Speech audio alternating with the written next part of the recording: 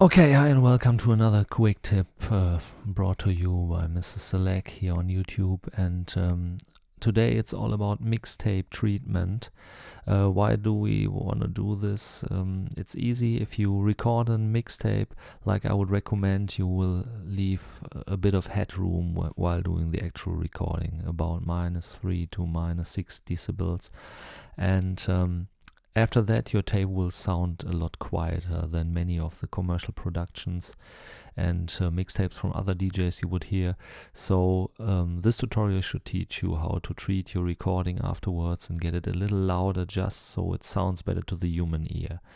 Just to make clear, I'm no fan of compressing things to the wall. It's just that people nowadays tend to like a louder recording much better than a quieter recording, even though you will lose some of the dynamics, and you should make sure at all stages of this process that you don't flatten your mix too much so it sounds lifeless. Okay, instead of choosing an actual mixtape, I just chose an MP3 I did with my mate Smoo. Big up from here. Just we don't get any copyright infringements. It won't matter at all what kind of recording you will use. I chose a portion where there are some quiet parts and some louder parts, and already brought them into a loop. So let's hear it.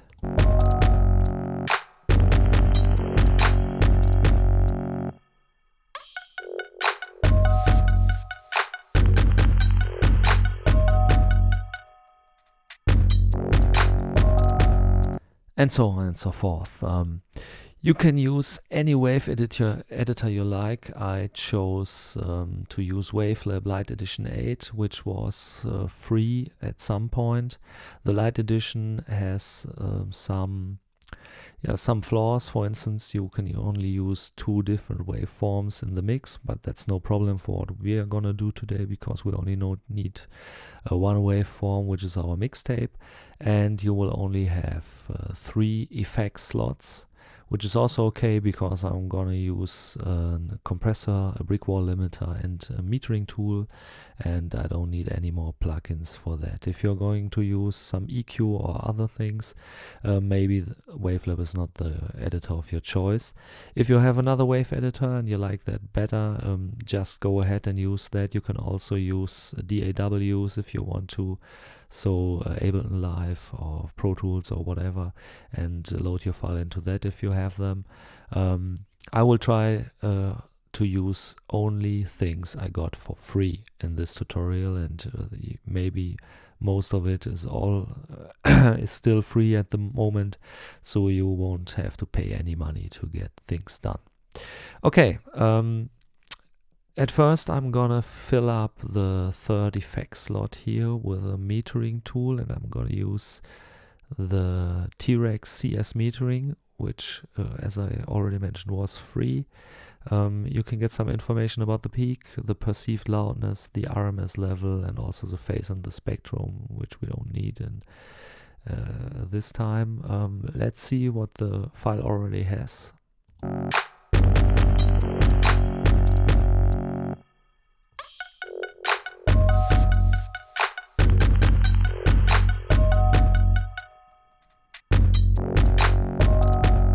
Okay, what we can see is I don't have any clipping in the file. If there was clipping, it would light up these spots here at the end of the peak line.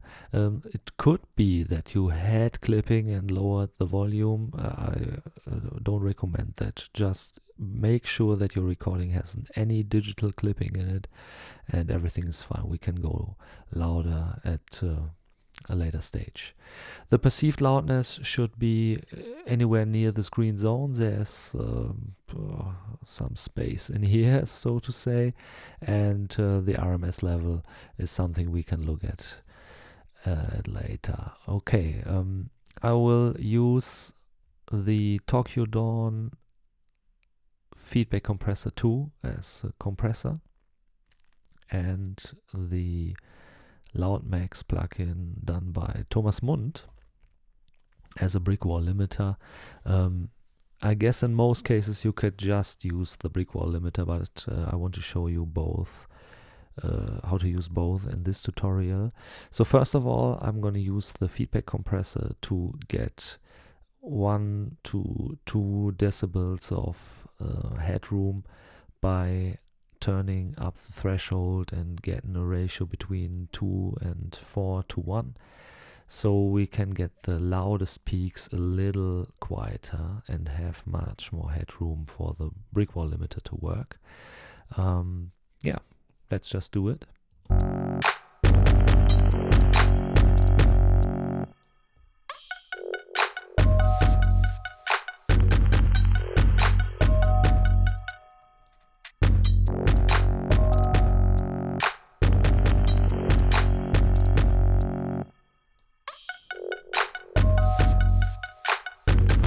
Okay, it's fine to me so far. As soon as you start hearing that it changes the sound drastically, you've gone too far turning the knobs. Just get a little lower.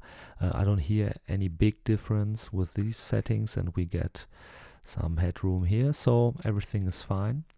Next thing to do is I use the loud max, and it only has 2 parameters to change. I will leave the output at 0 dB. Some people go to minus 0.1 dB. You may do if you like.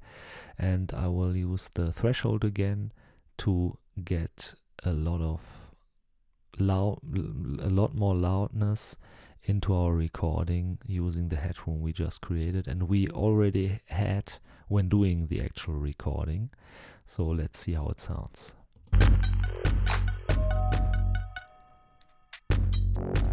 Oh, I'm sorry, you see it switched the parameters without asking me, so it sounds a lot different. We don't want that. I guess I was at minus 18 and about 4 to 1. Strange. Okay, let's go on.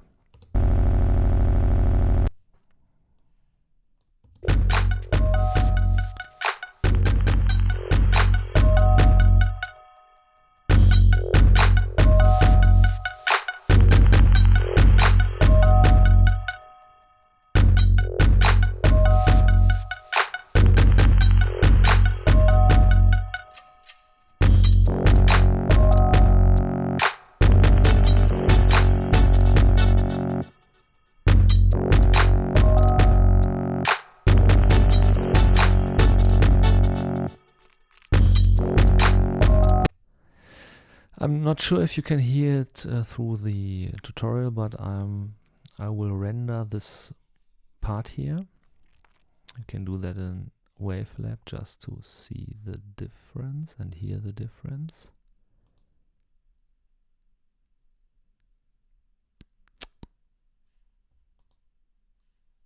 So you can see the wave got a little louder. Let's hear how it sounds. I will play the portion before and afterwards.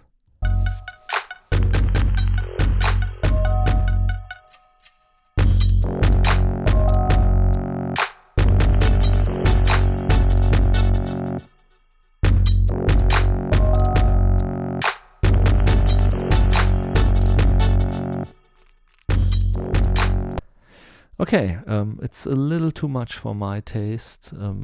Decide yourself. We could have let the threshold a little higher. If you did some analog recording, you might go to minus 10 to minus 50 decibels, which is depending on your headroom that you left. This recording I used was already well compressed at the end, so we didn't have to get a lot of limiting here at the end, but it may be the case that you go to minus 10 or even lower to get your recording a little louder.